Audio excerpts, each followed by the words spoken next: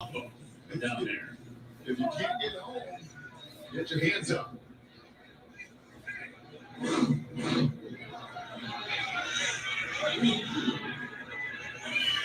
So now the down mark position.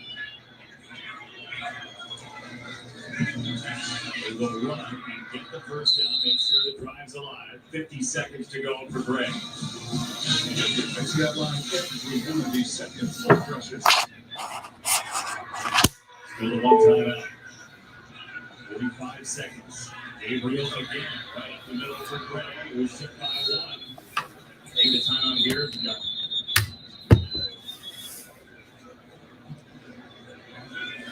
The Adrian Martinez redemption tour of the Big 12 from Nebraska looks like it starts here. And with 380 yards of total offense himself tonight. He did it with his arm. He did it with his legs. I love the hand plant touchdown there. This was the guts and the courage to ride that next point on 3rd and 6. And this is truly the remarkable. And if you're an Oklahoma fan, that's inconceivable on 3rd and 16.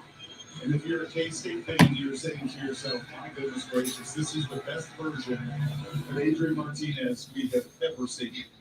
Not just this year. Now, he did a lot of this last year, wearing a Nebraska uniform against these Sooners, but not like this. No, the Big 10 beat him up. And Adrian Martinez, all those close losses, I mean, we had Nebraska in their opener. All those close losses that weighed on Scott Frost and had the coaching change there, they weighed on him too. You know, there's two guys I'm thinking about tonight.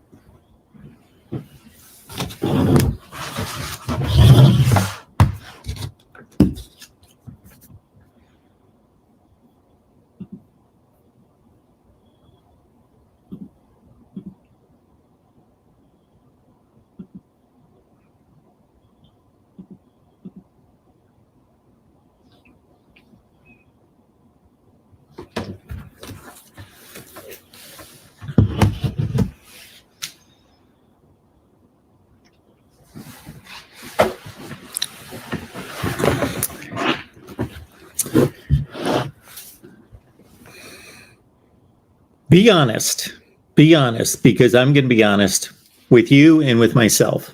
I'm going to be honest. How many of us thought that the matchup between Adrian Martinez and Brent Venables, the turnover machine on the offensive side versus the guru, greatest defensive mind in college football on the defensive side, would turn out like this? Although Kansas State has certainly been a thorn in the side of Oklahoma for recent years. Welcome into the Voice of College Football. This is our Saturday wrap-up show that we present to you each and every Saturday. Best discussion, debate, and analysis of college football. This is what we do with you each and every week. Best discussion, debate, and analysis because of your contribution and your participation. So bring it on in here for the next who knows how many hours to talk college football. I will leave the link in the chat so we can talk some college football with, of course, yes, there were some blowouts that spoiled the day in regards to us wanting to watch great games to the finish, but it's live reality TV. So there are going to be some disappointments, but at the same time, always a great day of college football starting at noon Eastern time, which I believe was the best window of football. So we will start right there. We will take you through the day. Of course, again, we will take all your calls right here at the Voice of College Football. And we have one more big game yet to be decided over on the West Coast. If you do not have the Pac-12 network, if you do not have the internet to keep up with the score, then you wouldn't be watching me. You do have the internet, so therefore you can keep track of USC and Oregon State in a low-scoring affair in Corvallis in front of half a stadium. And USC currently has the ball, I believe. No, Oregon State.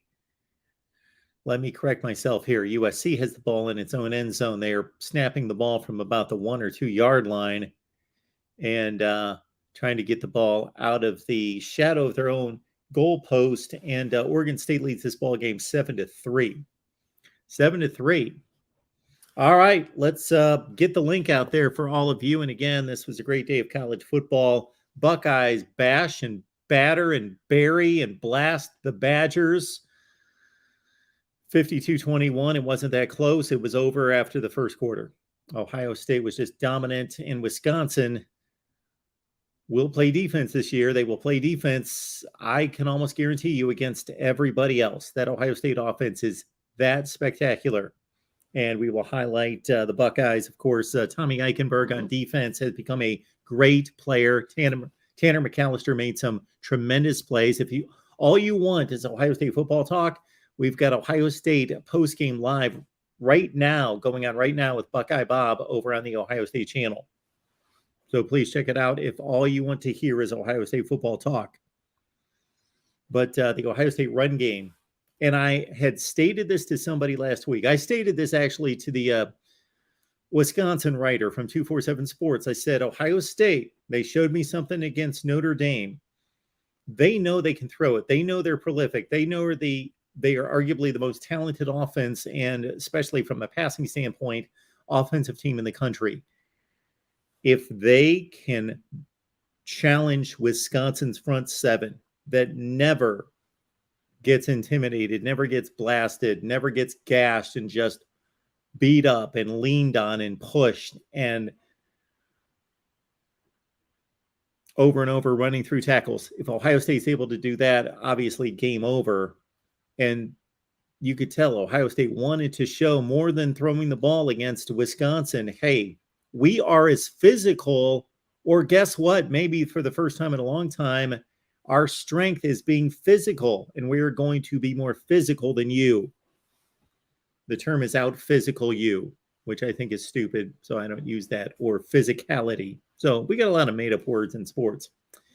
Appreciate you all being here. Notre Dame gets a big win over North Carolina, 45-26. Texas A&M and Arkansas, my goodness.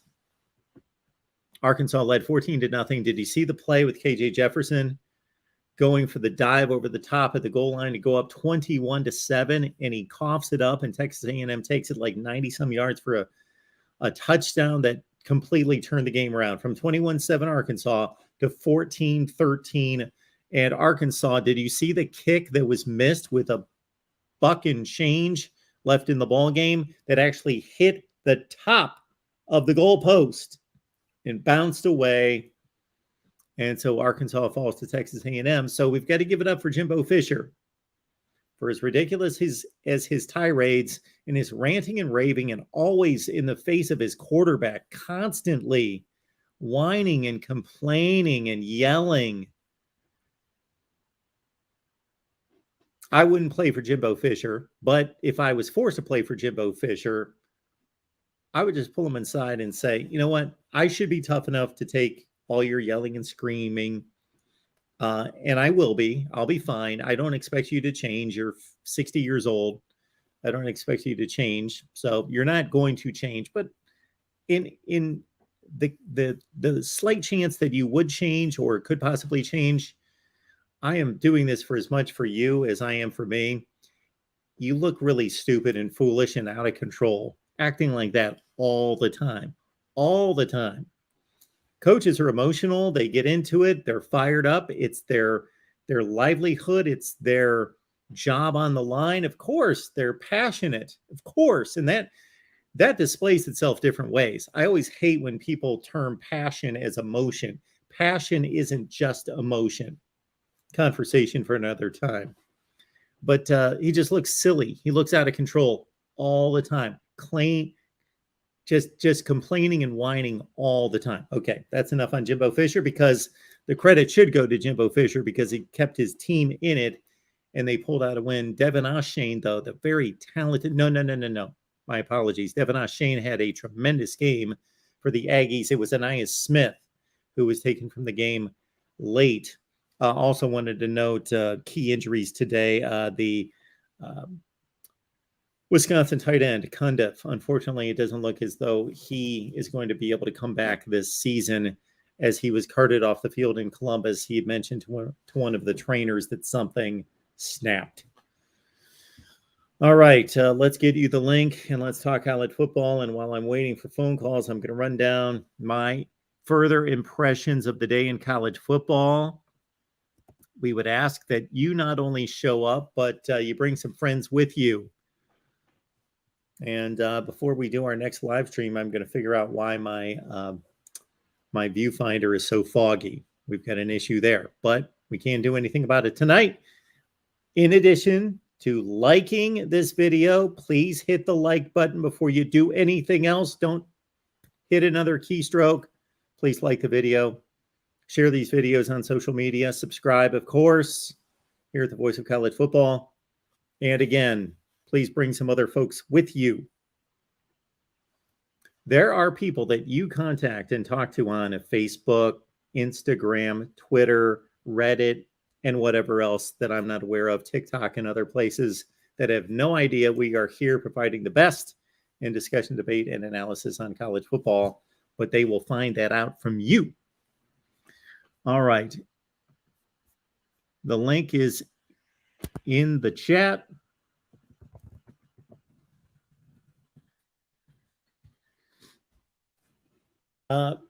So many impressive performances today, but I grabbed the first four helmets of the first four teams that I saw that were impressive and notched big, enormous wins today. Of course, Ohio State with a Big Ten opener against Wisconsin, the team that I predicted to win the Big Ten Western Division. I will still hold to that prediction, but Ohio State blasts Wisconsin, of course.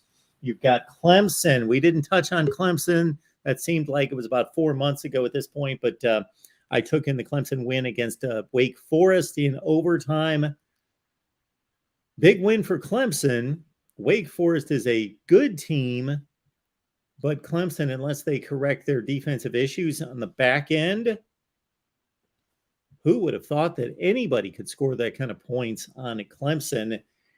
The pass protection that Wake Forest has had an issue with against Clemson, and that being a terrible matchup for them, they solved it today, and Sam Hartman had a field day, and Clemson survived 51-45 in overtime on the road. Oregon with a huge win against Washington State. That one went back and forth and back and forth and back and forth. I didn't get to see much of it until very late in the game. I tuned in with Bo Nix driving down the field, down by a touchdown. They take the lead, and then they had a pick six, which made my betting prediction topsy-turvy, but I guess Washington State scored late. Regardless, Oregon comes back to win a thrilling game, 44-41, and of course Tennessee got a big win against Florida. That was a good ball game too. That I caught that one pretty much start to finish. Let's so do me this favor, folks. We've got I do so see that Aiden, the Michigan fan, is here. The other person that we see waiting for the call, please leave your name and leave your location. Jim from Wyoming in the chat so we can identify you. So please do that. But we will start the show with Aiden. What's good, man? You doing? I'm doing fine. I went 2 for 2 on my Mountain Dew bets that we went over yesterday. Okay. What were those? The Michigan-Maryland game, I took Maryland plus 17. Okay. And I had Tennessee-Florida. I picked Tennessee. My teacher picked Florida. Oh, well, again, I told you that, yes, that your teacher, those were the 2 Mountain Dew bets. Yes. Yeah. Of course, Tennessee was going to win that game. That they were a pretty enormous favorite, but fortunately for me, they did not cover the spread. So, yeah, I think Michigan's defense played well, and I certainly will take that win over Maryland, who I think is a good football team. Okay. And I much rather take that defense playing well over just the offense just scoring like 50 points and then the defense playing ass because I know what JJ McCarthy can do. And if we get those sort of things figured out, I mean, we have an elite list of playmakers at every position. Are we really sold on JJ McCarthy? When you say we know what he can do we? I mean, I understand what he can do on the football field. I know what he can do I with think the a football better in his hand. way I know to that he's phrase this fast. is I know that he's elusive. I know that he's got arm talent. I'm not talking about his physical skills, but he's never run the offense or led the team against strong competition. So, I mean, I will say this: we know what he can do physically speaking. oh yeah. So I think once we get a few of those things figured out, like which one of those co-offensive coordinators is calling the plays and how exactly that's going to work. What is that all about? I don't know what that was all about, but from what I saw, JJ McCarthy was missing a lot of deep passes. They started to catch a little bit of rhythm in the fourth quarter, but well, I don't know if JJ McCarthy missing passes has anything to do with the offensive play calling. He just seemed to overthrow everyone until he connected with Ronnie Bell in the fourth quarter. But yeah, he had about 5 deep throws before that, and they were all work. It just seemed like everything He'd rather have a quarterback who overshoots the throws than can't get it there. I mean, everything just looked out of rhythm offensively, in my opinion, through the first 3 quarters.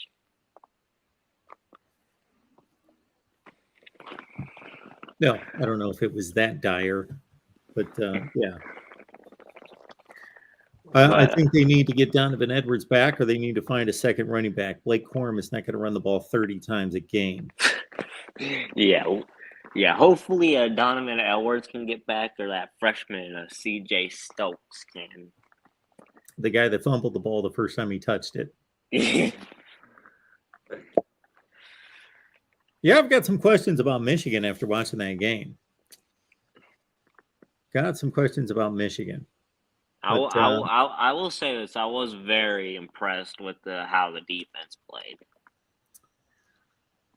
I thought it was a solid performance. Yeah, I don't think it was a great performance. I gave it like a B- performance. So they didn't put much pressure on Tagovailoa. I thought Maryland's offensive line protection was really good. Now, Michigan didn't give up big plays in the passing game for the most part, and they held down the running game. So yeah, they had a good, decent defensive performance. I'm with you. And I just think some things need to get ironed out with that offense.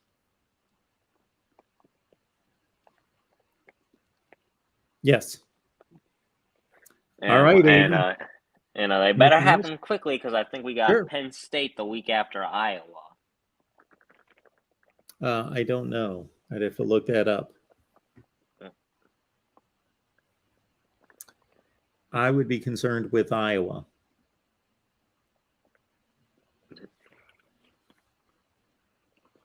All right, Aiden. I just anything don't else? know if I'm a big believer in that Iowa offense, man.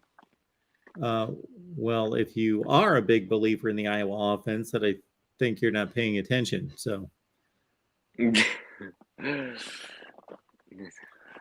right, Aiden. We appreciate you being here. All right, see you, brother. Celebrate the win. Talk to you later. Okay.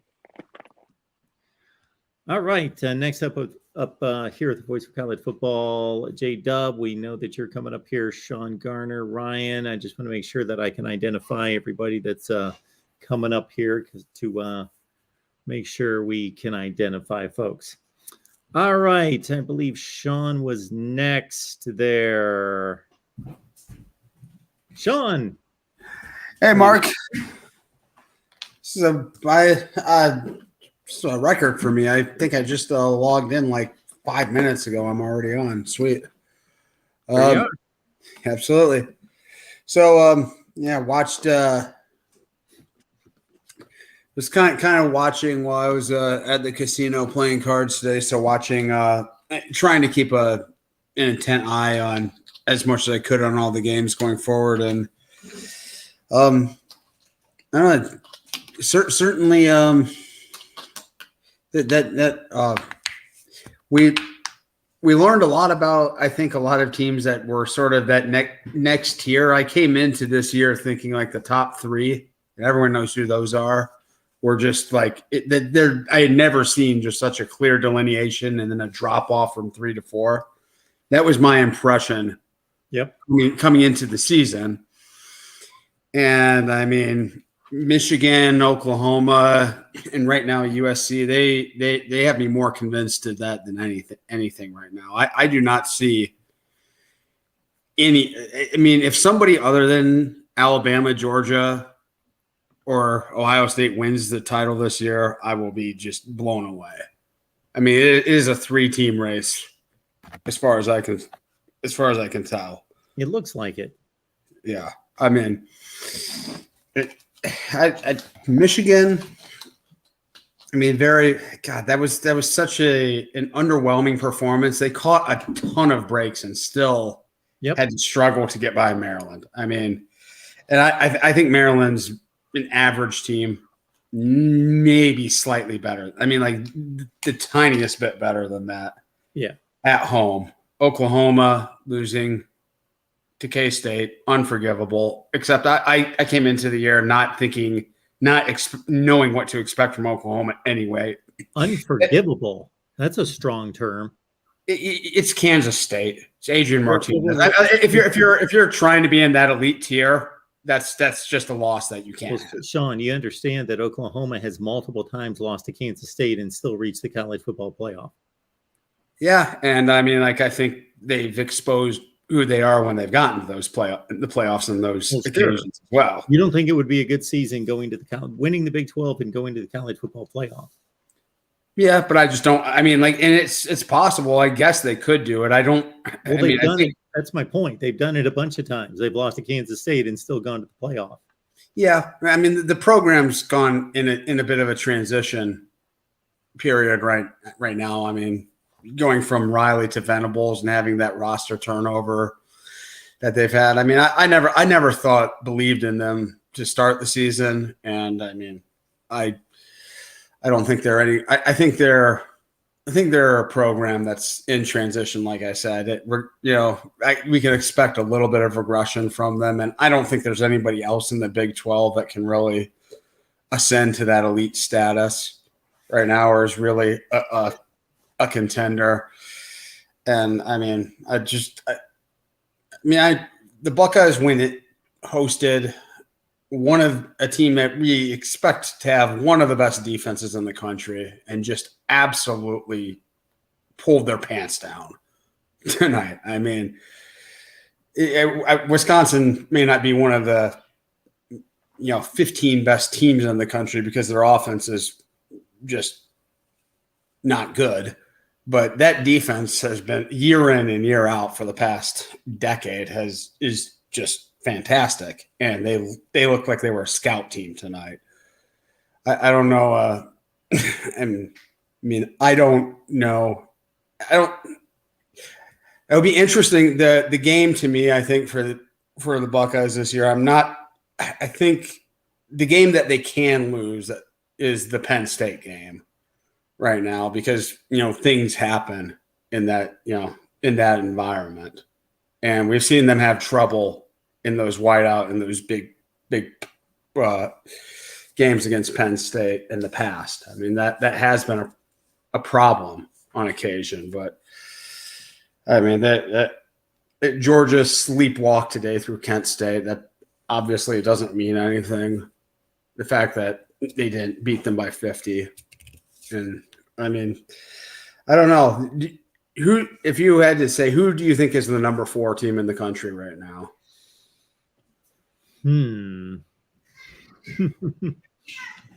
The 4th best team in the and not just according to your make sense ranking. Well, yeah. Those aren't the 4 best teams in the country. Yeah. I do not think Syracuse is the 4th best team. The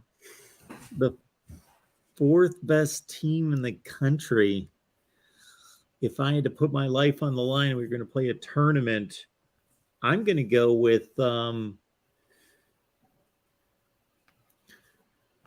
could Tennessee be the 4th best team in the country?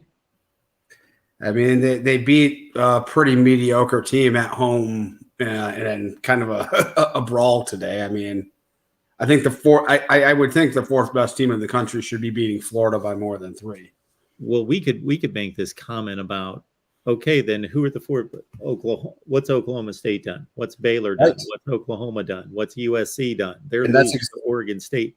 So, and that's exactly my point. There are 3 elite teams and just a bunch of wannabes. They're probably not even really a 4th best team in the country. They're probably, because you could take the next 10, and depending on the matchup, different teams would win different matchups against other teams. Absolutely. You would have to make it a tier ranking system right now. There's a tier with 3, and there is a chasm after that. I mean, I know that Bama had that struggle against Texas, and obviously that looks worse now than it even did when it happened. But I mean, I don't think anybody's under the illusion that Alabama's not a premier team, not an elite team. And I had an interesting parlay, getting some good value. Pardon, my cats are kind of going at it right now. I bet Alabama, Georgia, and Ohio State at the start of the season each over 11.5. Okay. I put 100 on it, and it will pay out 4,200 if it actually hits. Okay. Yeah. And I mean, is there any just what's the one game or the one spot in this I should be most afraid of one of them falling? That's a good question. So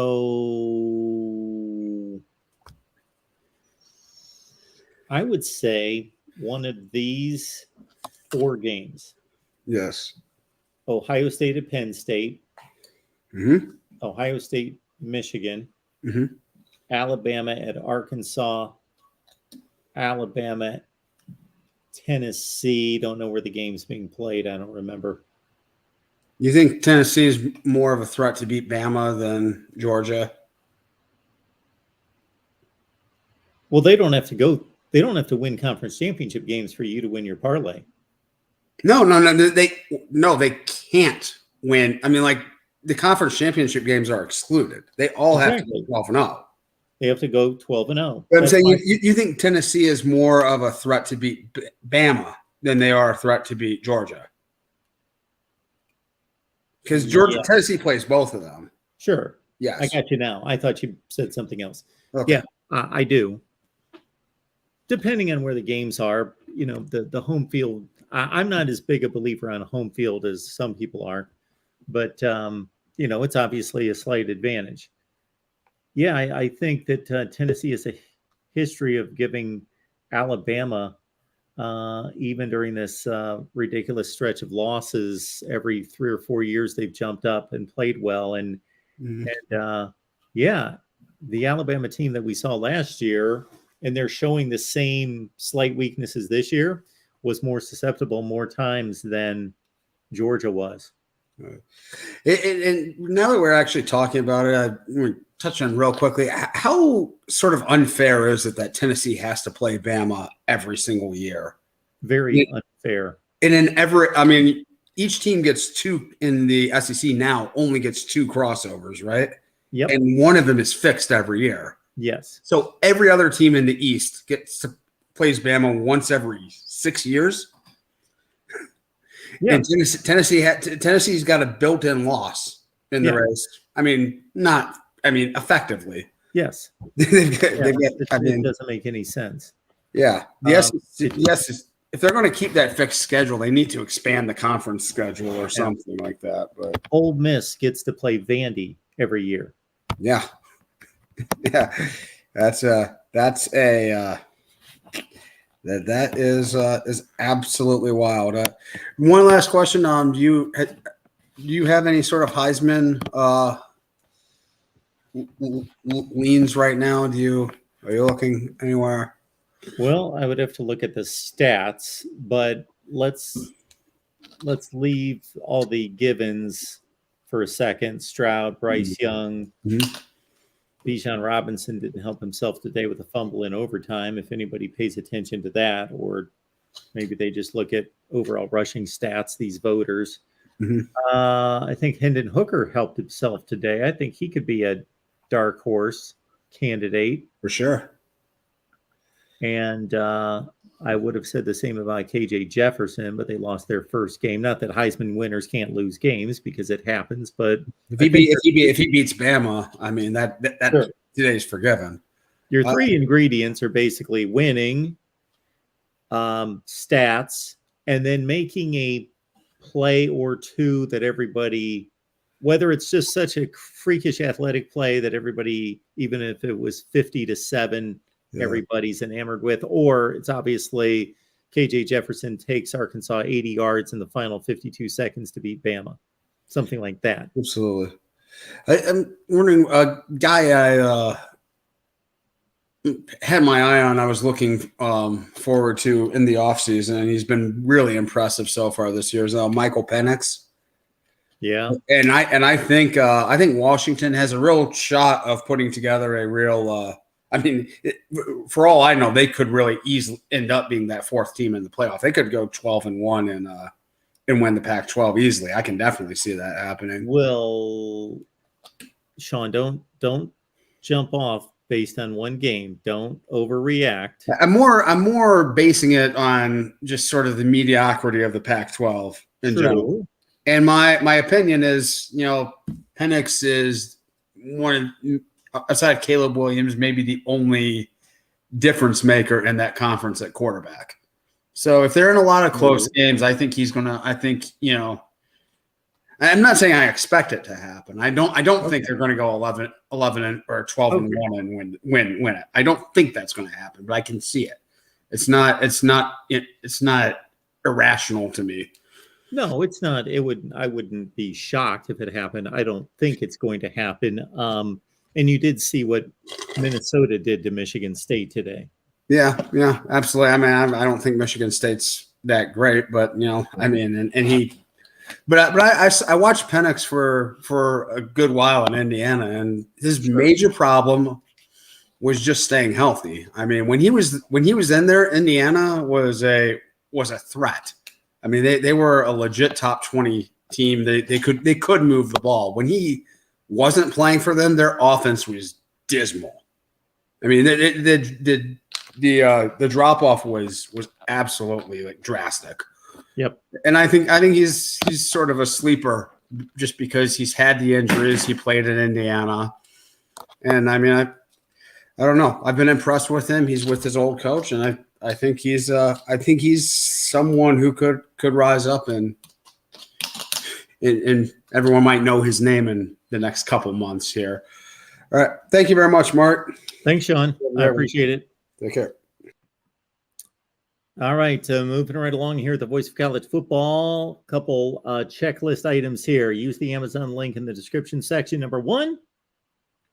Also, of course, check out our content that's all over the place all the time. And we've got post-game shows. And we will have our top 25. Yeah, I think, again, this week it will, actually make sense. And we will present that. All right. J-Dub's on the line. J-Dub, how you doing tonight? Just fine, Mark. Early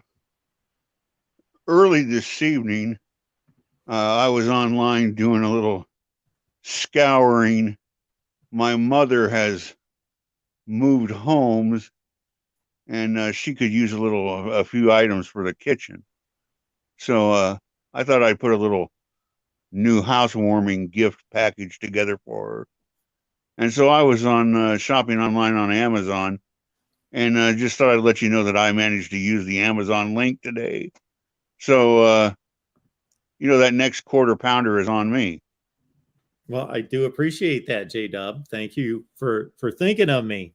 And I'll get that quarter pounder, and I will get a super-sized quarter pounder. All right. I was looking at the results today, and I was thinking, and maybe you'll remember this, was the last time Adrian Martinez beat Oklahoma, was the Oklahoma quarterback Jamil Holloway?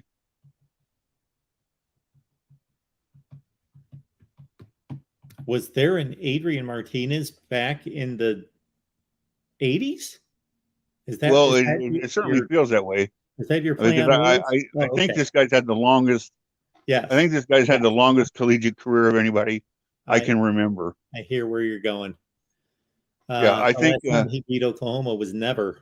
But yeah, he's been right. around. But he's got a little new life. But again, we shouldn't overreact. His team lost to Tulane last week. Right. And they have Farmageddon coming up in 2 weeks where they've got to go to Ames. Where I was today and watched Baylor really put on a coaching clinic in the second half. They came out and their offense was completely different.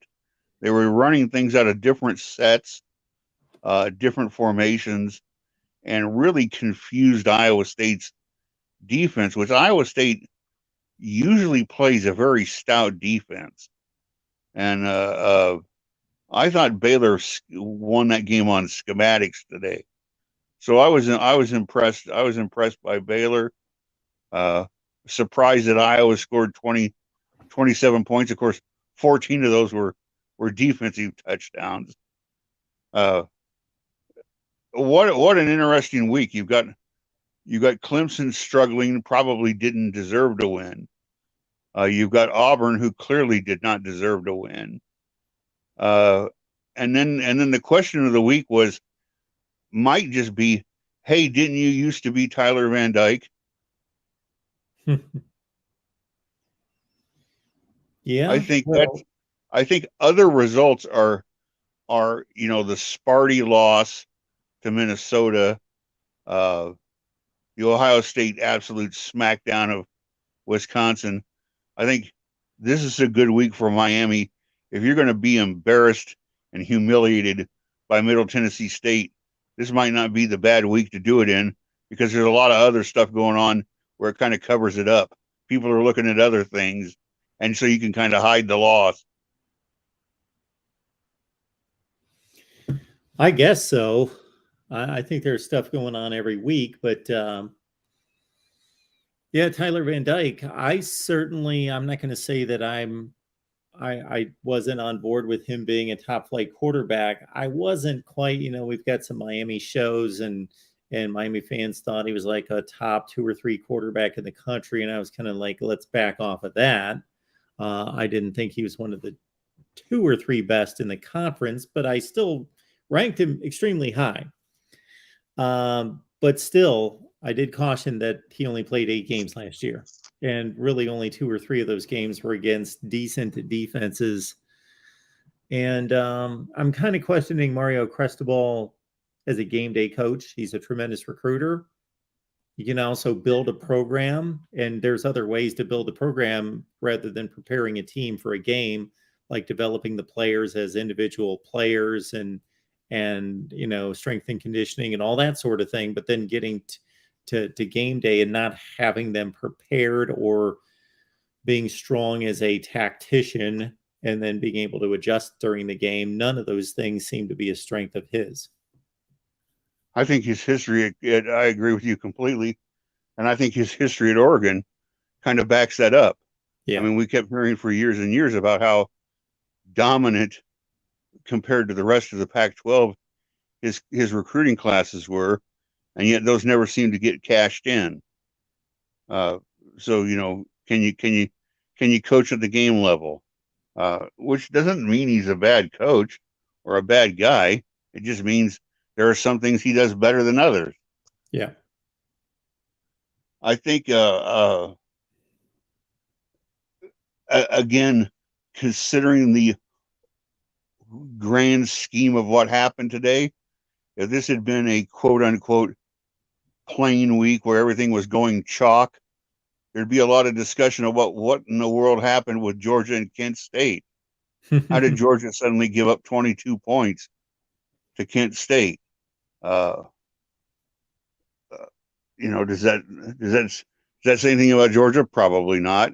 But I mean, it would be something that would be discussed. So sometimes there's good times to have something happen to your team, where other things get all the press and you can kind of like avoid some of the tornado damage, if you know what I mean.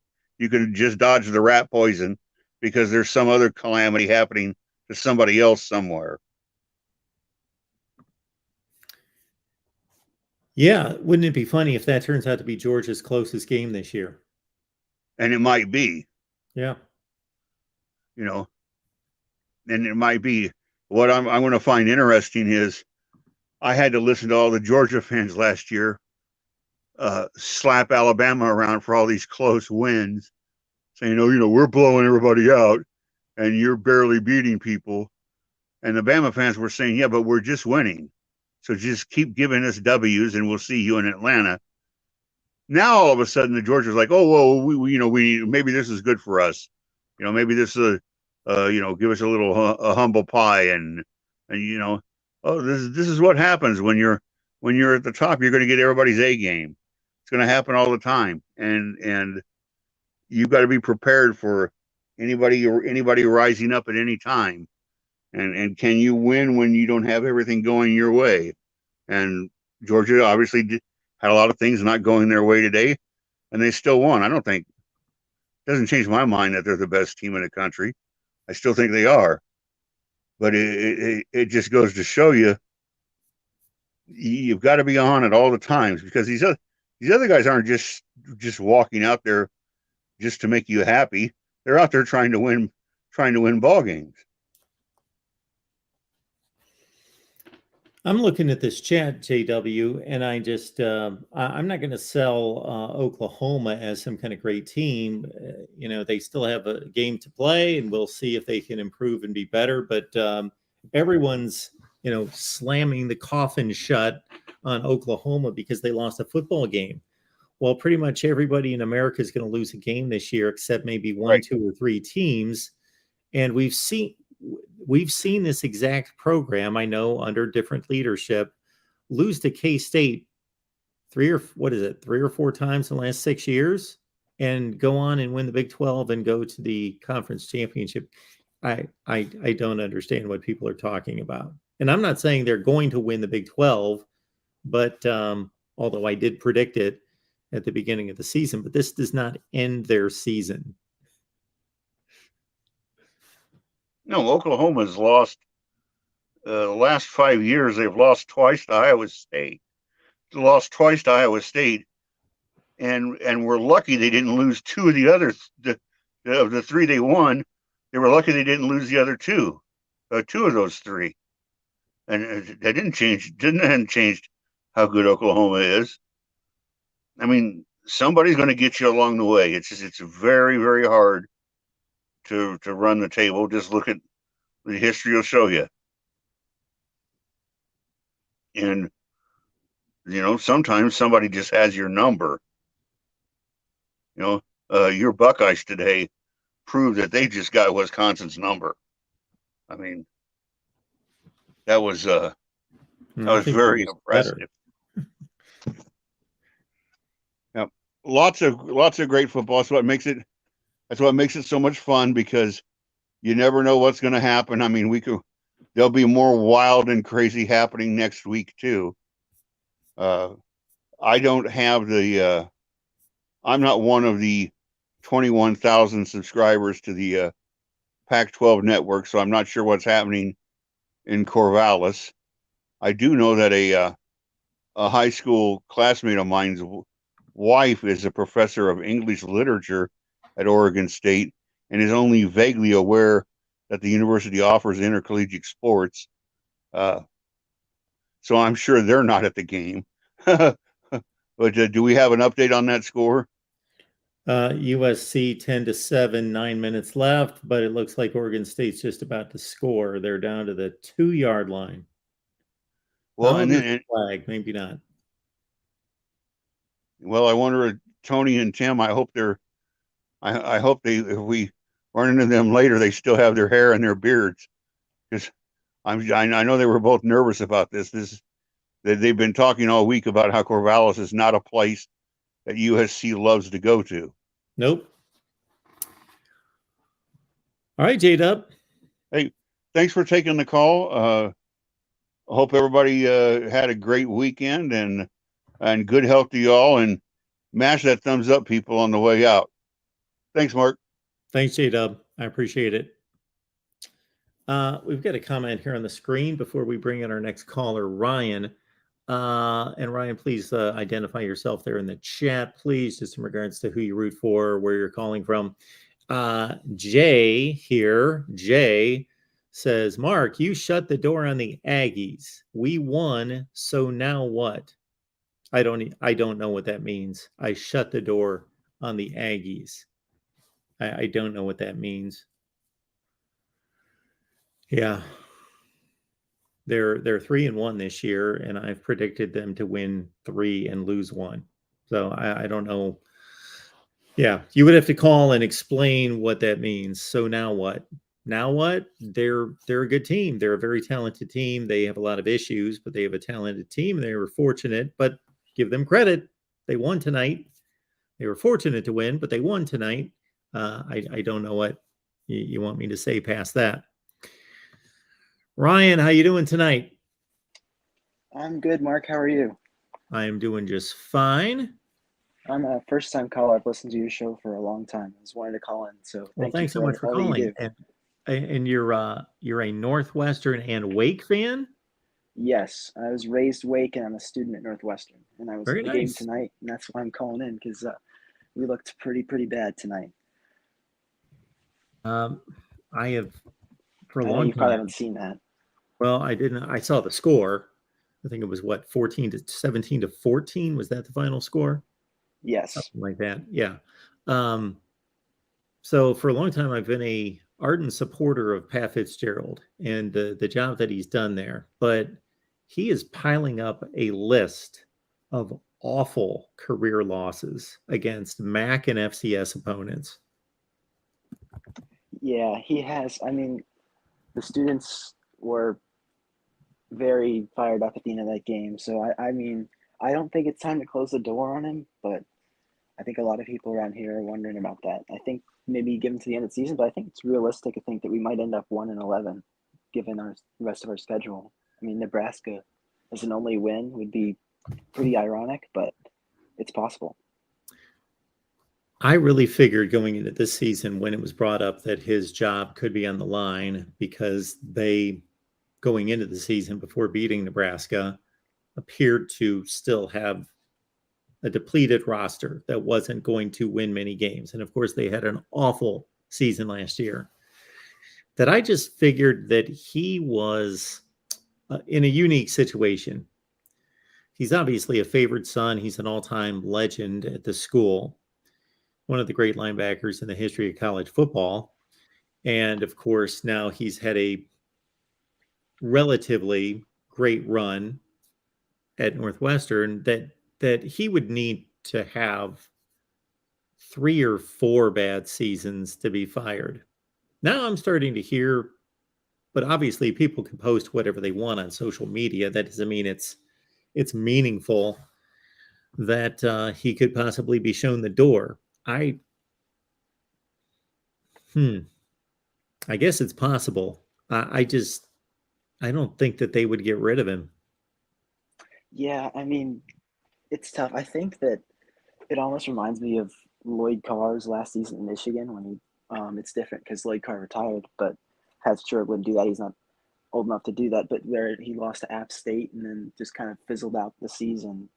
Well, I mean, obviously he did great things there, but well, if you're going to compare, I get the one correlation for the one game, Ryan, but you're comparing Pat Fitzgerald, who might be on his way, if we're just looking at this season, might be on his way to a deplorable record. Lloyd Carr still went 9-4 his last year, won the Citrus Bowl, and finished roughly in the top 15 in the country.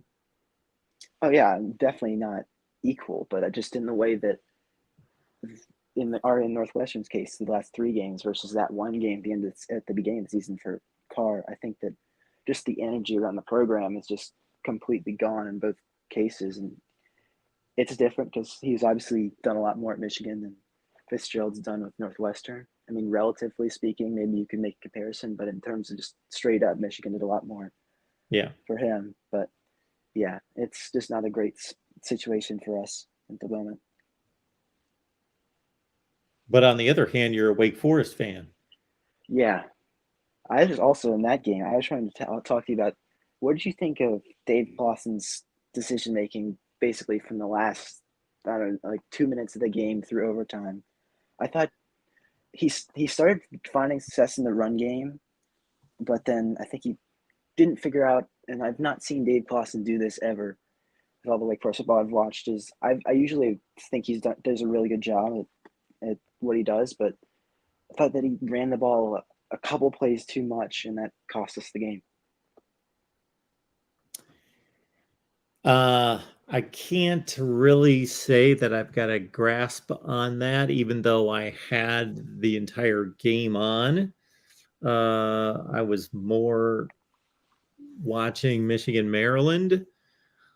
So I heard a comment made, I think by Todd Blackledge, to that degree, that just about the run pass ratio. Sean McDonough and Todd Blackledge were having a conversation about it, but I didn't sit there and like watch every play and kind of keep track of game situations to know.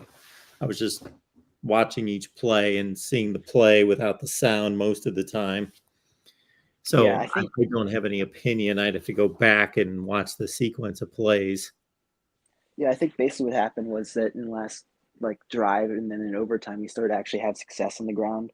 Clemson was playing soft coverage in the back, but then Clawson he ran it I think at one point he'd ran it 4 straight times, and you know that while we had success doing that, Wake Forest against Clemson is not a great matchup overall to run the ball. So I felt like you take the success and you run instead of just keep, no pun intended, you take the success and you throw the ball, I guess, and then before you keep running it 5-6 plays in a row, and then you get stopped for a loss, and then you've put yourself behind the chains, even though you just had 5 great runs. It all goes to nothing. So I don't know. So we're talking about the last couple series. Yes, because we had nothing before that, and then all of a sudden Clemson played soft coverage, and I mean, there's one point where Clawson ran the ball 3 times on first, second, and third down and got a first down, which I never thought I would see in this game. Yeah, so looking at the last 2 drives in which Wake kicked a field goal, yeah, to go ahead 38-35, and then they punted the last time they had the ball. So they started at their own 25-yard line the second to last drive, and they ran for 8 yards. They ran for 4 yards. Then they had a pass complete. Then they ran for 0. Then they ran for 6. Then they ran for 1 and kicked a field goal. They ran for 1 on 3rd and 5 at the Clemson 12. They decided to run. Well, maybe it wasn't a run because Sam Hartman ran it. So I don't know if it was a design run or if he just took off from the pocket. I don't know. I think that one was he took off. I could be remembering incorrectly because I just sat through that Northwestern game and that's kind of jogged it all. But and then the last series, they took over at their own 25. They had a 6-yard run, 6-yard run, 6-yard run, 3-yard run, 1-yard run,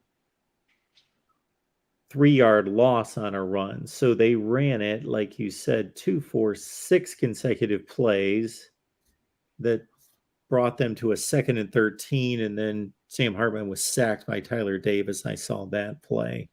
yeah, And then he threw complete for 12 yards.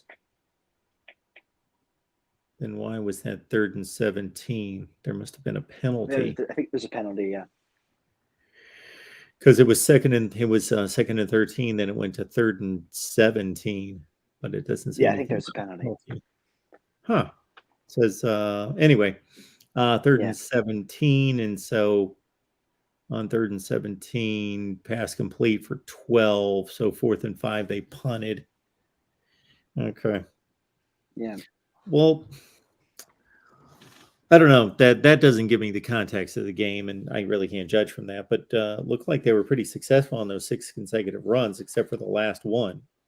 Well, the Yeah, last that's what I 2. mean. It's like if you got 4 or 5, you're playing with house money at that point. Given the fact that we know how bad Wake Forest runs it against Clemson, I thought he kind of played it a little too long and got burned at the end. Well, they got 2 first downs out of running the ball, and then their last run was a loss of 3. Yeah.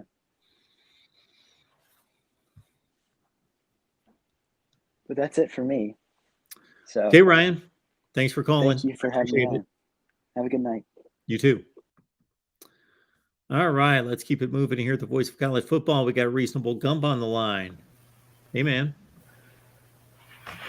Well, Mark, how you doing, man? I'm good. How are you? Oh, I need therapy. You do? Specifically from you. I need some college football therapy. This has been a terrible 2 weeks for me. I cannot win one of these games to save my life. Okay. None of these teams I want to win are they just can't get it done. I'm trying to think, who would that be? I know you hate Notre Dame. Does that have anything to do with it? Well, that was last week. That would have been funny watching Cal beat them, and they were winning for some of that game, if I recall. Uh-huh. And they had the Hail Mary that got tipped around, and so they could have pulled that out. So today must have been Tennessee. You hate Tennessee. You know what? The thing that was there, but I never really gave Florida a chance in that to begin with, so that didn't hurt that bad. Okay. I'll tell you what, though, Mark, did you see that debacle of an ending of Missouri and Auburn? I only saw Missouri miss a field goal that would have won the game. A 26-yarder. You Yeah. didn't see that last play in overtime? No. Okay, so let me just give you a rundown. You can probably YouTube this and Yeah. But Missouri forces a field goal, and then Missouri, their first play, because they were on defense first, their first play, they run it all the way to the goal. And then instead of just tucking the ball because he's about to get hit, instead of just tucking the ball and stepping out at the half-yard line, this bonehead tries to reach out across and just flings the ball out of his hand. It wasn't forced out. It wasn't forced out. He just flings it out. And then, of course, an Auburn player jumps on it, and they win the game.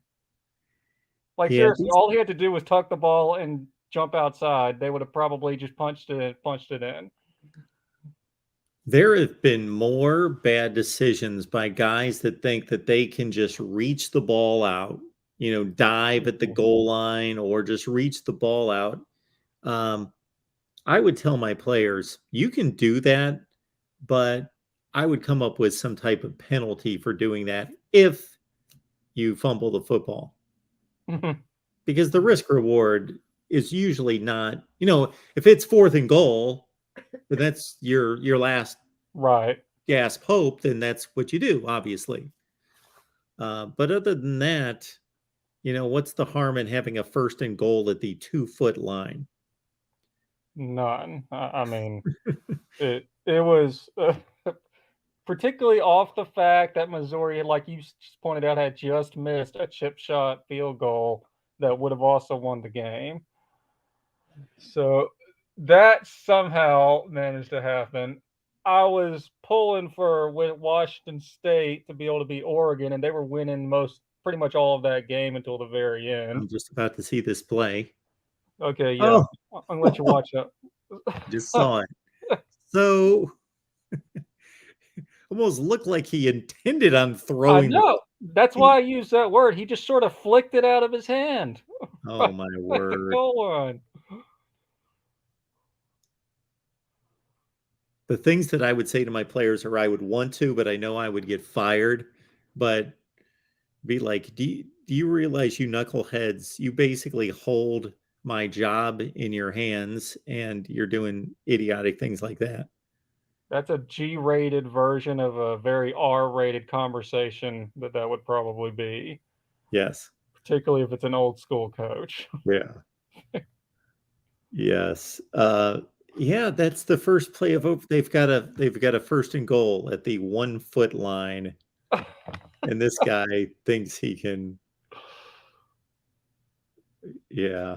All My you had to do was step out of bounds, man. That's all you had to do, and y'all would have wanted to be a hero. surely won the game. He almost got his knee shattered for his trouble too. For whatever it's So, worth. Eli Drinkwitz, who I don't know how long he's going to have a job either. You know what, Mark? His name is always overshadowed by, ironically, Brian Harsin, Jeff Collins, whoever Yeah. that guy is at West Virginia. You know, all these, but no, I don't ever see anyone mention Eli Drinkwitz. He's not doing good there. No, he's I not don't know doing- what Missouri's expectations are, but I mean, they were doing pretty good when they first got to the SEC. They won the East 2 years in a row, I think. Well, they had a coach that was usually going 8-4, sometimes on the high side, 9-3, 10-2, on the downside, 7-5 with Gary Pinkel, of course. And then Eli Drinkwitz takes over a program that's doing fairly well. Mhm. And he's gone. Was the COVID year his first year, I believe? They went 5-6. It may have been. 5 I and couldn't 5, tell you. 5 and 6. Then they went 6-7 last year. They're not very good this year. They lost to Kansas State by 4 touchdowns. Now they've lost to Auburn, who might be they're one of the 3 or 4 worst teams in the conference. So, Missouri's not going to have much of a season. So I remember a conversation that you and I had last year after their bowl game with Army, and how you were remarking how the camera kept showing Eli Drinkwitz on the sidelines, kind of laughing and cutting it up with his players, and you were like, "You're about to lose this game," you know that?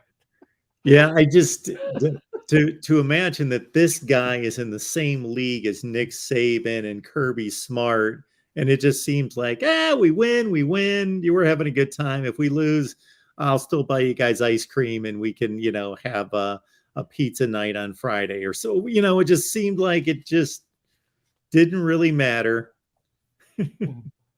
Mark, honestly, that was. I mean, I don't really care that much. I wanted Missouri to kind of embarrass Auburn, because if they did that, I think Auburn would stood a real chance of going 0-8 in the conference if that actually happened. Yeah. But the source of my pain, I gotta ask you, Mark. Is it too much to ask? Apparently it is, because it just can't happen. But is it really too much for one of these games that Alabama does every year, these big name brand games in the first or second week? Can these guys just go on and have a good season after we beat them? We're usually destroying them, but not this case. In fact, I think Texas should have won that game against us.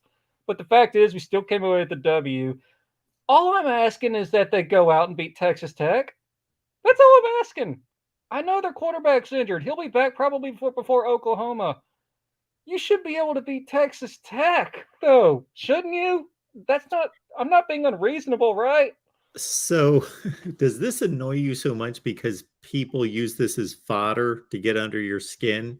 Because that's you understand that people that hate, either just flat out hate Alabama, or they just hate whoever's on top, and it's usually Alabama, and so they just want to find some kind of angle to get to you people, and it's very difficult to find one. So that's going to be I the won't late. lie and say that's not part of it, but it's more the fact that just for me, a personal standpoint, I want to be able to look back and see a top 10 team that, we beat them.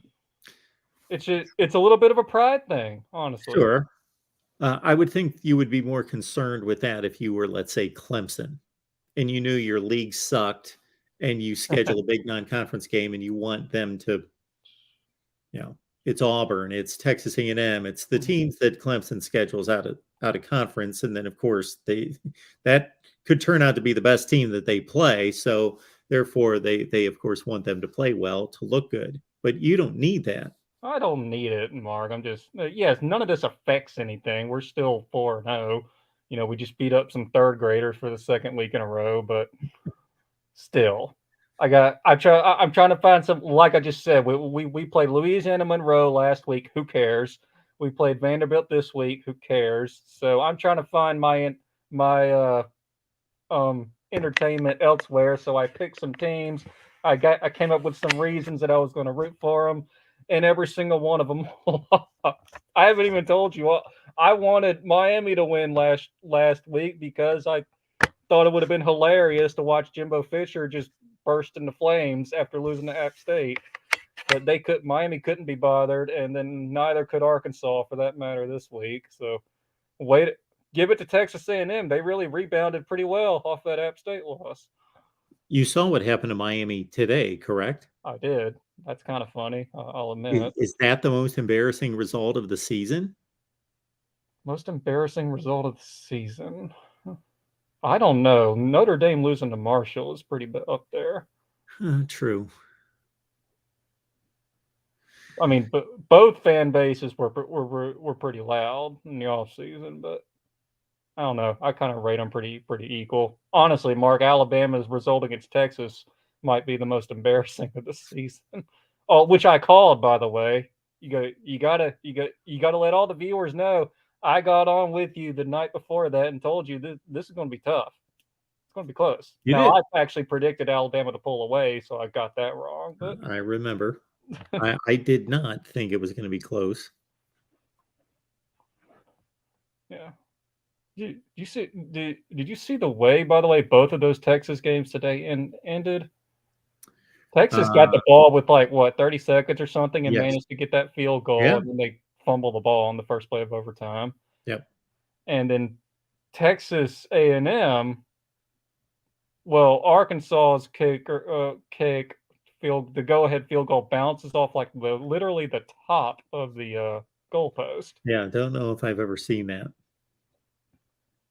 So let me try and and I'm sorry if I'm taking a little bit long, but you're fine. Tell me we have 200 people watching, and apparently you're the only one that wants to talk to me, but that's fine. Okay. Well, tell me if you kind of or if you kind of think this sometimes when you're watching a game kind of in the last 5 minutes or so, around the 5-minute mark of the game of the fourth quarter, and it's a one-score game. So Arkansas and Texas A&M. Mm-hmm. And the team that's behind has the ball, okay, and they're around midfield. This is where I'm starting to look at the clock and I'm thinking, okay, I either need to be really, really slow and grind a ton of clock so when I do finally score, they won't have any time. Yeah. Or I need to score really, really quickly on the understanding that they'll probably run a 2-minute offense that are usually pretty successful, and they'll at least get a field goal out of it. So I got to give myself another possession after that. I usually try to think 2 steps ahead like that. So I'm watching Arkansas just ground and pound, down the Texas A&M side of the field. Mm-hmm. And I'm watching the clock get done 3 minutes, and they're just taking their time each play. I'm like, okay, so they're really trying to bleed this clock all the way down and stop every first down and try and take 3 downs to do it again, which is really, really, really hard to do. It's hard to sustain a long drive, particularly in short field like that. But then he drops that snap. I believe it was on second or third down, whichever one. And so then they end up wasting a timeout. So that was strike one. But then the real kicker, Mark, is on when they kicked that field goal, they had 2 timeouts left. For whatever reason, Sam Pittman just decides to use his second timeout right there. Instead of just having his field goal team ready to go, run out there, line up, and kick it. That way, if you miss it, which he did, you would have 2 timeouts left and try and get the ball back, right? But they couldn't do that because he used it. So Texas A&M could just kneel the clock out. Okay. These are some of the details I miss when I'm trying to watch 3 games at the same time because, yeah, I saw the kick and I saw 1:22 on the clock or something in that range. And I thought, okay, wonder how many timeouts, where they stand with that. If they're in good shape with 3 timeouts, they can still get the ball back. All they need is a field goal. But apparently, so you're telling me, did they have 2 timeouts left? They had 1. They would have had 2 if they would have just had a kicking team ready to go, run out there and kick Yeah, it. that's But not. but after once it became 4th down, they just let the clock go all the way, and the camera showed Sam Pittman standing right there next to the referee watching the clock count down, and then he called a second timeout right there so he could have all the time he wanted to line up a field goal. I didn't understand that at all.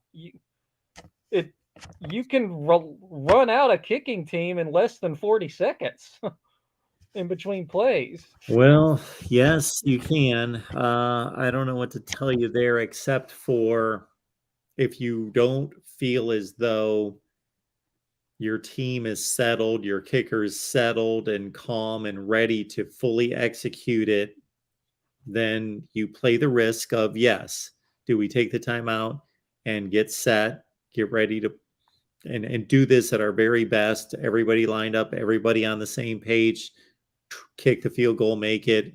And so I'm banking on the timeout preparing us to further ensure the kick versus no, we should be able to. It's a little bit, not even a rush. It's just they got to get out there and get set, which should be practiced all the time. Right. Under actually dire circumstances, like the clock's ticking 7, 6, run out there, kick it. And what you're describing, and I watched it, yes, it wasn't a rushed matter. So I agree with you that I'm only trying to give you what I'm guessing was his thought process was, no, I want to make sure we get this right. But it was how long of a field goal? 42 yards. Yeah, it was a decent length kick. It wasn't. Yeah, and that's when I wonder when these coaches make $7 and $8 million and they have this support staff that is ridiculous. And then we get in situations, and I try not to be too critical because I understand it's easy to sit and watch on TV and say, why didn't you do that, do this and do that? But they also prepare for that. This is their job. They prepare in doing this all the time. And there's so much money and so many resources available to these people. Like they showed were you watching the Tennessee-Florida game when they showed Gary Danielson's Purdue team from 1972? Did you see that? I saw that. Then they showed the Florida 2022 team, and they were highlighting how much support staff that each team had. And there were just rows of people on the Florida team that were just support staff, guys in polo shirts, Florida polo shirts. And then they showed the Gary Danielson 1972 Purdue team. And it was like 4 guys that looked like, that they grabbed off the street to mop the locker room or something. They had plaid shirts on and they didn't have, team gear on. So yeah, there's just so much that's put into it. You would think that those kind of situations would be buttoned up. I guess for me, and of course, again, like you just aptly pointed out, we're just sitting on a couch watching this. We can say whatever we want without having understanding of all this. But I guess for me, I'm just thinking, wouldn't it be smart to prepare for the possibility that you could miss a 42-yard field goal? Because particularly in college, those are not gimmies. In fact, I would dare say that they might even be a low accuracy range. It might even be below, right around half successfulness or not. Yeah. So I need to prepare the fact that I might miss this. So I'm going to need both of these timeouts to get the ball back and then just, do a 30-second offense to try again. But neither here nor there. It's over now. Texas A&M's bounced back, so all props to them. Your Arkansas field goal kicker, he was 20 of 24 last year and 6 of 7 from 40 to 49. This year, he's only 2 of 3, so he was 2 for 2 before that miss, but both of those kicks were under 39 yards. Well, that's another thing, Mark. He was 22 of 26 before that kick. Uh-huh. That's pretty damn good. I can understand the trust Tim Pittman had in him. By the way, you watched, or at least you spoke like you watched that Florida Tennessee game. I'm sure you did. It was the biggest one on at that time. Or did you know? Did you see when Florida tried that 50-yard field goal and then of course they didn't make it? It was in the first half. It was like one of their first drives. Yes. So maybe this is just an Alabama fan in me suffering through like 12 years of terrible kicking, which you know all too much about.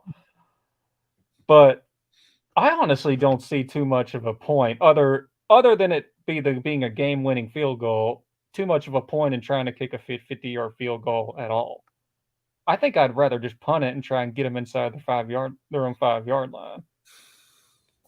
Right? I mean, again, it depends on how good your kicker is. But I get your point because, okay, it's only 3 points. It's not 7. Right. And if you have a really good punter and you can kick it out, let's say at the 5 on average, somewhere between the 5 and the 10, with the possibility that you nail it down to the 1 or 2, then if you trust your defense, then they're going to, let's say, not get a first down, punt it from their own 7. It's a 40-yard net. You get the ball at their 45 to 50-yard line, slightly plus territory with a fresh set of downs. But I think that's the conventional, traditional way to look at it when offenses weren't quite as prolific. Mm-hmm. Basically, Florida is probably looking at that, being like, "Man, we can't stop these guys to save our lives. We got to try and get all the points we can." Yeah, because if you miss it, you give it away at the spot of the kick. So if he's kicking, it was 50. It was a 50. Yeah, I think it was right at 50. So I think it used to be where the snap was, the line of scrimmage. Maybe this might be changed. I think it still is at the line of scrimmage. It still is. It's the NFL that changed it to where the ball's kicked, which doesn't make sense because wait, so that they have a further 7 yards back from where the line they of scrimmage did was this to give to they're trying to deter field goal attempts and make teams go for it and try to score touchdowns is what they're basically trying to do. But it doesn't make sense. I hate when there are rules enacted that don't follow the structure of the game. The structure of the game is when the ball is turned over on downs that it's at that line. Takes over at the line of scrimmage, not where that'd be like saying you threw an incomplete pass. They get the ball where the quarterback threw the ball or something like that, where he attempted the pass. Yeah. It doesn't make any sense. Yeah. Yeah. I mean, I guess it's different because a kick is willingly giving the ball away or something, but yeah, I don't know. I get what they're doing, trying to discourage field goals and let's get more touchdowns, but silly. They take one step forward with removing the pass interference being a spot foul nonsense, but then they take another step back with that. Okay. Yeah, I can't recall any bad officiating today. I'm sure it was out there, but I usually have a collection of calls in my head at this point of the day, but nothing really comes to mind. No, okay, neither. Well, Mark, one last thing I'm going to leave you with. So last year, so first off, I watched your conference ranking video. Yes. And one of the things that stuck out to me was when we kind of talk a little bit about Penn State's big win over Auburn, quote, big, last week. And one thing that it was a common thing for you and a lot of people to say last year was that Auburn's a bad team in the SEC, but they would probably be an 8 or 9 win team in the ACC last year. The hell, they may even compete for the championship in the ACC and the Pac-12 or something, but they just look bad because they're playing in the SEC West. I don't know that I ever put a number on it, but sure, I have said Sure, that. no, you didn't. I probably just pulled that out, but so that was the general idea. Mm-hmm. I don't think that logic applies this year. I think Auburn is a legitimately bad team, and I'm not just saying that because I don't like Auburn. I think they are an actual. Yeah, I understand. I don't think they would make a bowl game in the ACC this year. Well, yeah, we now have 3 case examples. One being they beat San Jose State by 1 score. They were losing at halftime to them. Yeah. Penn State, I think, is a really good team, but still, Penn State's not going to trounce they shouldn't be trouncing. Who would we like in if Auburn was a good team in the SEC or a decent team in the SEC, maybe they're Purdue or Minnesota or somebody like that in the Big Ten. Mm-hmm. Maryland or I don't expect Penn State's going to beat Maryland or whomever they play in the Western Division that's decent. Like Purdue, they barely beat Purdue. Right. They're going to beat them by 4 touchdowns, especially on the road. So there's case number 2. And then, of course, case number 3 was today that they should have lost that game. Should have lost to Missouri, as you pointed out to me now, twice. They should have lost to Missouri. And I think you'll be happy that USC is about to lose to, yes, they've lost to Oregon State 17-14. That is kind of funny, I'll admit. So that's a big win for Oregon State. Well, let me ask you this. This has nothing to do necessarily with the football on the field, but by connection, my content delivery, since you did reference the top 25 that actually makes sense. Would it be too confusing to people if I released 2 top 25s? Well, what would the other one be? So it would be, here's the top 25 that actually makes sense based on the resume Mm-hmm. and what you've produced on the field versus here's my top 25. Here are what I believe to be the top 25 teams, the 25 best teams in the country in order. I don't think that would be confusing at all. No. I did that one other time, probably 3 years ago, I'm guessing, when a couple of people complained and they said, Mark, would you just tell us who you think are the 25 best teams in the country? And I did that one time. I would just do it maybe in the same video. I'd do your top 25 that actually makes sense and just sort of segue for 10 seconds or 20 seconds right into. And now these are who I actually think the top 25 in order are. So maybe because so many people overreact to your top 25 that actually makes sense. They're like, how in the world could you have Kansas in the top 5 right now? And it's like, you clearly weren't listening at the start of the video. This is just based off resume and record. Kansas is undefeated. Haven't they won 5 games? They're like the only team that's won 5 games now. You're at 4. They 4? I thought they played week 0. But anyway, so yeah, no, I don't think that would be confusing. Try doing it in the same video. That way people get a clear distinction between the two and then see what happens. I would have a really hard time right now distinguishing 4, 5, 6, probably to about 15. Yeah. Because after pretty the top hard 3, after 10. yeah, Clemson almost lost today. Oklahoma did lose today. Michigan almost lost today. Yeah, it's looks like a jumbled mess among the next 20 teams in the country. They look pretty close. Well, at least that makes it fun, right?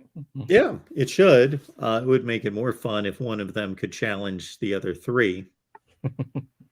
Well, one of them did actually 2 weeks ago. This is true.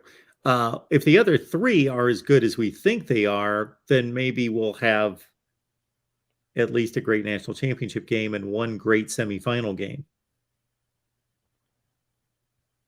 Yeah, that would definitely be fun. I'm just going to go on a limb here, and despite what a lot of people predicted or were hoping for, I don't think one of those semifinal games is going to include Miami anymore. Miami. I mentioned tonight on Twitter, I said, I guess it's time to dust off my yearly quote, Miami is still a mediocre program video.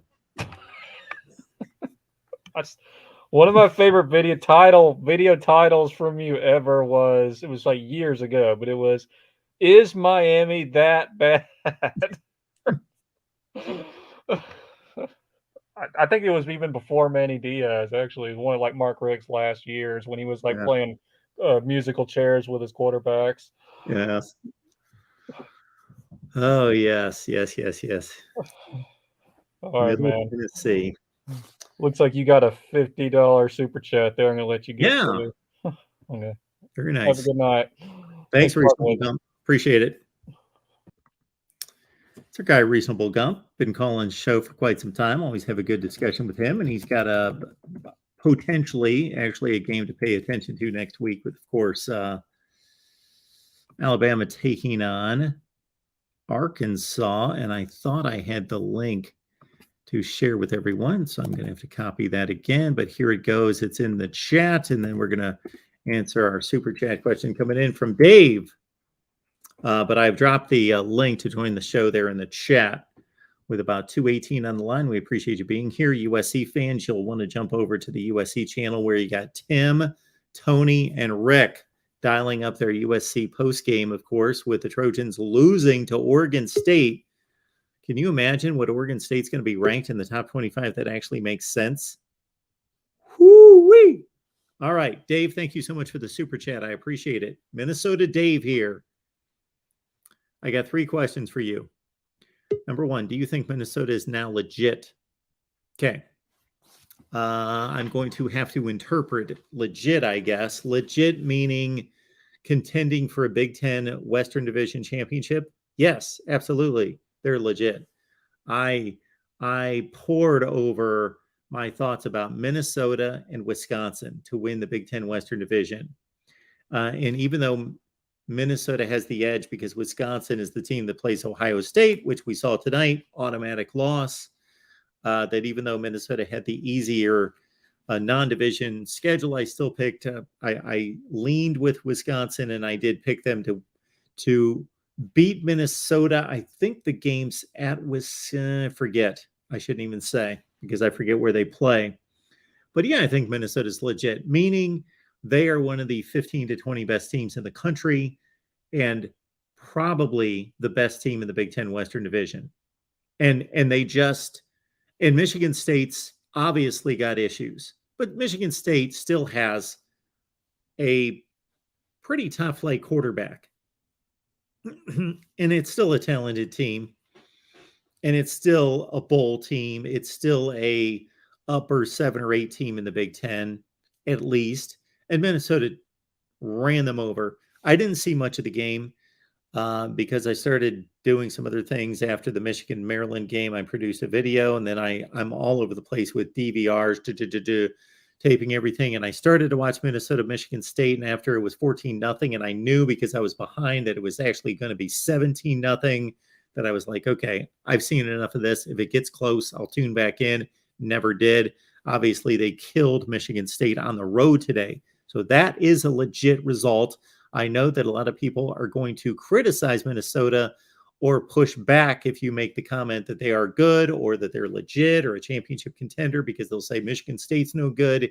I get it. They're not what they were last year, but that's still a quality win. Winning a game on the road in the Big Ten against a decent team by 28 points. Yes. Number 2, we got the Pac-12 is now the 3rd best conference in the Power 5. Okay. Is that a question? And do you think the Sun Belt is one of the best non-Power 5 conferences? So, well, you can tell basically what I think of the conferences by watching the last video that I posted on Thursday, I believe, where I did my conference rankings, and I included all 10 conferences, just not the Power 5. The Pac-12 is now the third best conference. I don't know where you're getting that exactly. This is what I believe. The SEC is the best conference, no question. I still believe that the Big Ten is the second best conference. However, that was not proven during the non-conference season at all. Based on the results, I pegged the ACC as playing the second best football in non-conference play, Big 12 third, Pac-12 4, Big 10 5. I still believe that the Pac-12 is most likely the worst of the 5, but it's not. There's not separation anymore. There's not separation like there certainly was last year and the year before and the year before and the year before. The Pac-12 was the worst, was not debatable. Now it's debatable. And do you think the Sun Belt is one of the best? The Sun Belt going into today, and this was probably unaffected today, had more wins against the Power 5 than all the Group of 5 conferences. It had by far the best record against the Power 5, 4-11. That doesn't sound good, but think of that. Like even the American Conference before today was 1-11 against the Power 5. Cincinnati beat Indiana, so it's 2-11. Depending on what else happened, I think that was the only Power 5 result. But all the other conferences only had either had 0 or 1 win against the Power 5, and the Sun Belt was 4-11, defeating Notre Dame, Texas A&M, and whatever the other games were. Can't figure them out off the top of my head. But yes, the Sun Belt's a strong Group of 5 conference for sure, especially at the top of the Sun Belt. There's definitely a gap there. All right, we got Ben on the line to talk, I guess, some Michigan football. Ben, how you doing tonight?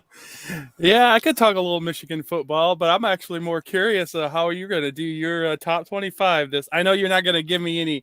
I know you still have to do it and everything, but I'm thinking you're going to have a difficult time doing your top I got 20. a difficult time every week. Yeah, Always man. difficult. But this year, I think in particular, do you think this year is a little bit more, a little harder to make those decisions? I understand where you're coming from, but it would be more difficult for me if I was doing it the way everybody else does and just listing off the 25 best teams. Well, I mean, because I there's arguments that, like, I was just thinking about, like, where you're going to put Ohio State and where you're going to put Michigan. And there's arguments where you could put Michigan above Ohio State according to the way you do it. Because Michigan beat a undefeated team this week, and Ohio State is yet to do that, have they? I mean, Okay. Notre Dame didn't. I mean, Notre Dame's lost to Marshall. Wisconsin's already got a loss. So True. we can't say, Maryland could be better than both those teams. Yes, but Ohio State has 2 more legitimate wins than Michigan's 1 win. Yeah, but it's still a conversation.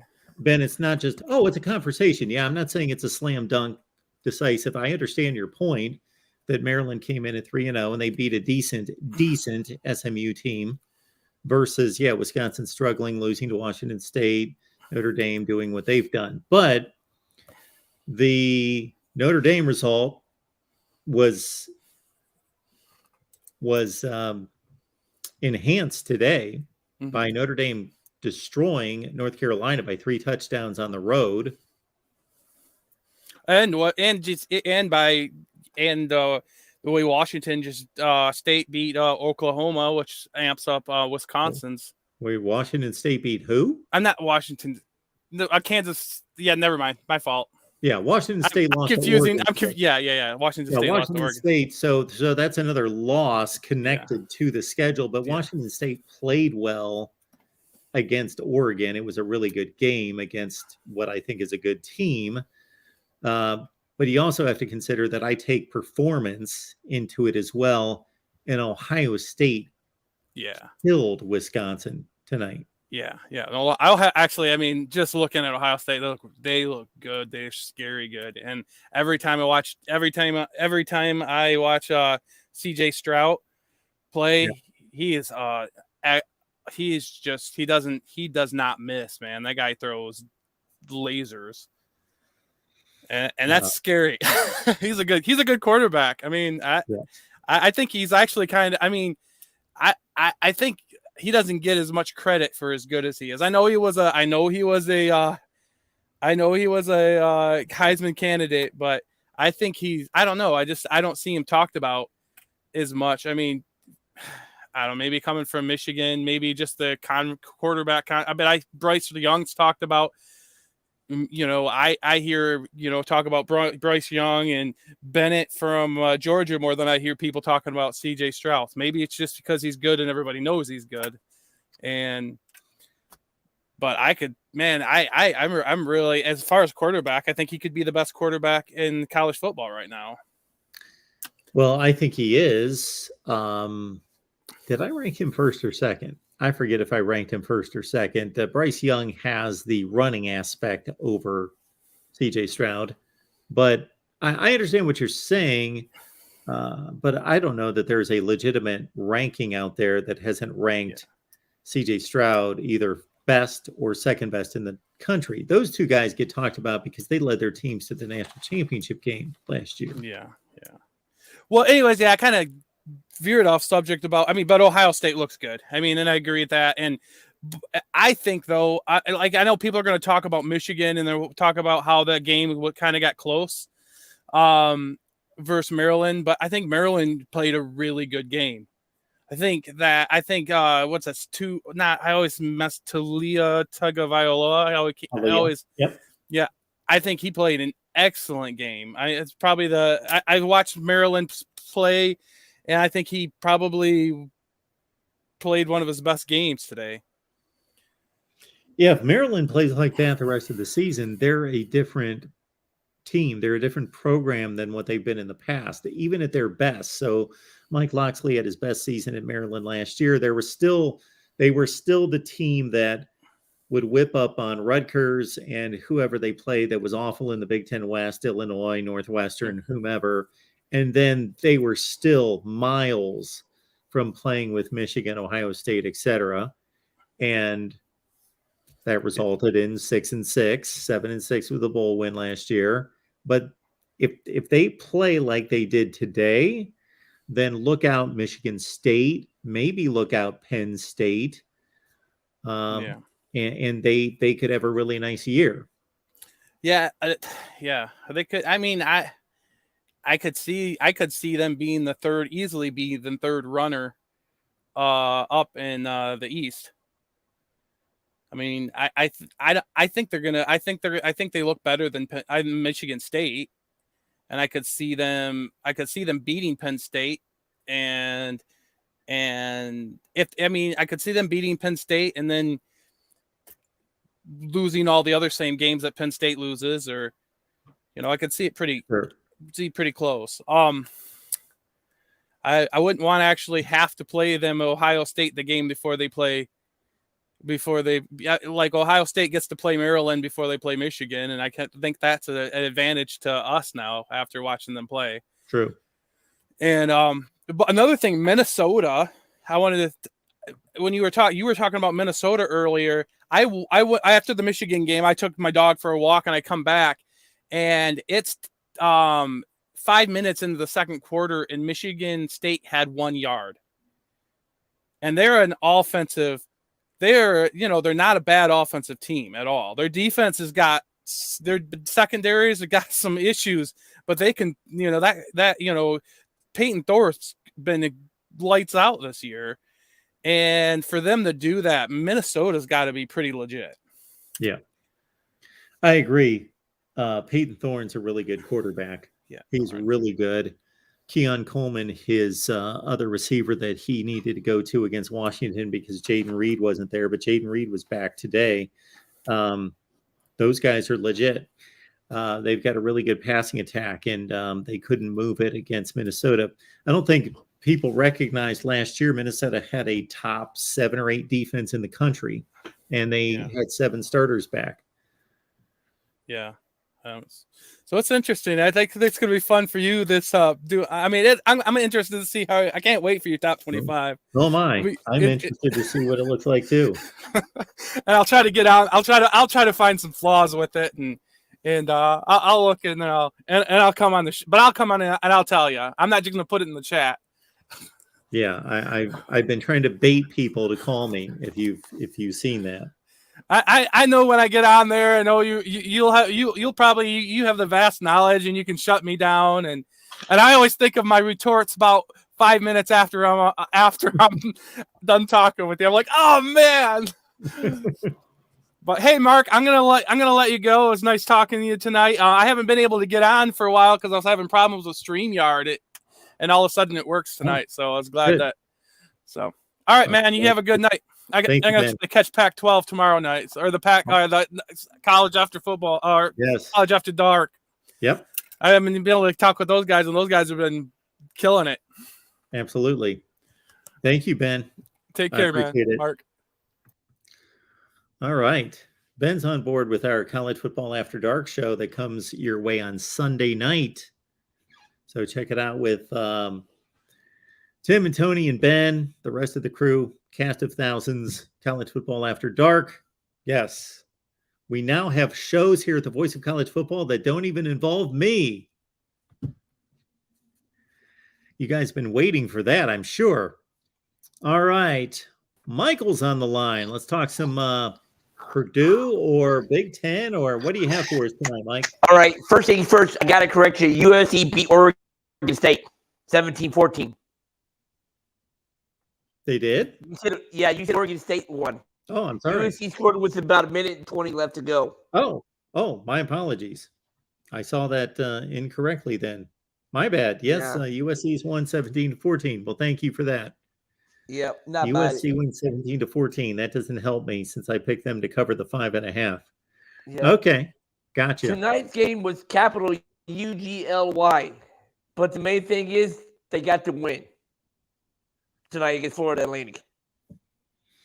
Well, yeah, by the looks of the score. Wow. Yeah. But my thing is, though, I wonder how much more difference, if at all. I think Florida Atlantic's a decent. Are they in the Sun Belt or are they the Atlantic Sun?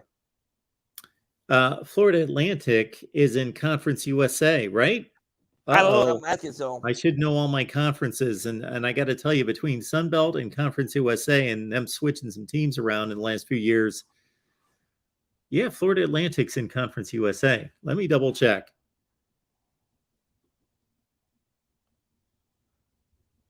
Keep going, Michael. No, I wonder how much more difference it could be to have Aiden play tonight. And hopefully, my thing is that Burton was decent at times tonight, but I think if Purdue's going to have any shot next week against Minnesota, O'Connell's going to have to.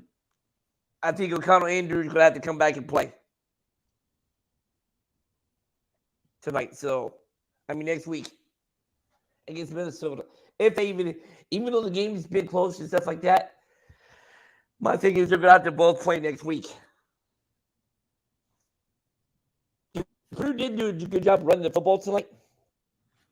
Yeah, but we're kind of losing you, Michael. Can you hear me better, or am I still fading out? You're kind of popping out. That's what you're doing. All right. I can try leaving the come back in a little bit and stuff. If that would be work. Yeah, let's try that because I really can't hear what you're saying, and I doubt anybody else can. All right, I'll be back in a couple minutes in. All right. Fish and Felt says, "Hey Mark, what do you think of the play calling on both sides of the ball for Michigan today?" On the defensive side, I'm trying to think what were the issues on the defensive side. Well, the run defense was strong. The only thing wrong with the rush defense was that they gave up some short yardage plays that typically Michigan would dominate against Maryland in the trenches to win those 3rd and 1, 3rd and 2 type rushing plays. But they didn't give up anything in the running game, but Michigan may have some issues getting to the quarterback. That was a problem against some of these lesser opponents the first 3 games after they had, I think, 8 sacks the first game. And Maryland came back with 5 starting offensive linemen from 2021 with 99 career starts, and they protected Talia Tagovailoa. So Michigan didn't seem comfortable with leaving their corners on islands, and so they didn't run too many blitzes today. The play calling on the offensive side, I know Joel Clapp made some comments about it being uneven. I can only think of 2 glaring, curious calls that they made. One was the trick play because it wasn't set up by previous plays, where you set up a trick play by running a certain formation or a certain motion, a certain play, and then you play off of that play with a trick play because you show the defense something that they get accustomed to seeing, and then the trick play is an offshoot of that, and they didn't set that up. And then running the freshman 75-pound running back on 4th and short, no, I didn't get that, and he got munched. All right. Well,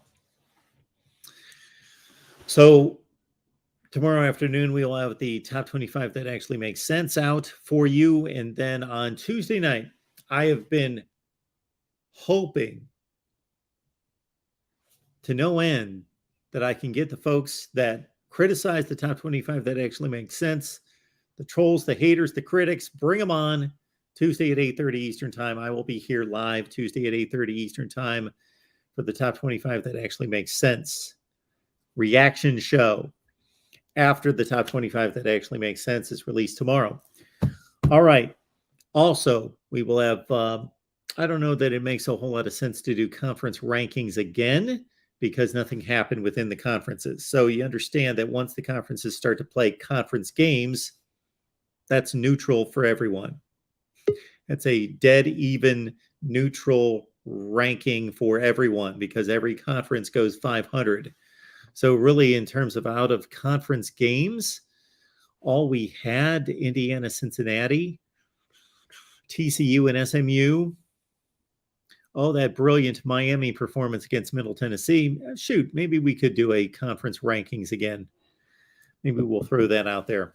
I was asked to do a bottom 5 or a bottom 10 in addition to the top 25 that actually makes sense, kind of a make fun of the worst teams in America kind of deal. That could be good. We could do that. I'm really trying to zero in on what you people like to watch. I don't always get it because sometimes I throw stuff out there and people watch it, and other times I throw stuff out there and people don't watch it. So my other thought is that for week 1, I picked what I thought were the 3 biggest games of week 1, Ohio State, Notre Dame, Oregon, Georgia, and Utah, Florida. And I did previews, and you guys seem to enjoy them to where I got 28,000 views on those videos. And so I may focus my early portion of the week in delivering a preview each day on maybe the 3 or 4 biggest games of the week. So if you guys can suggest for me or make recommendations and requests on what type of content you would like to see, I got to tell you, sometimes I'm mystified as to what I should be producing. What else? I had some other good ideas, I thought, for videos.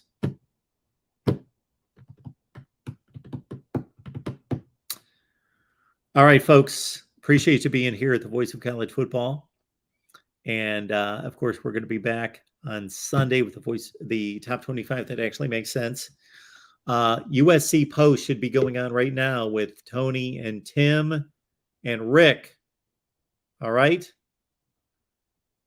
Good to see everybody. We will see you on Sunday.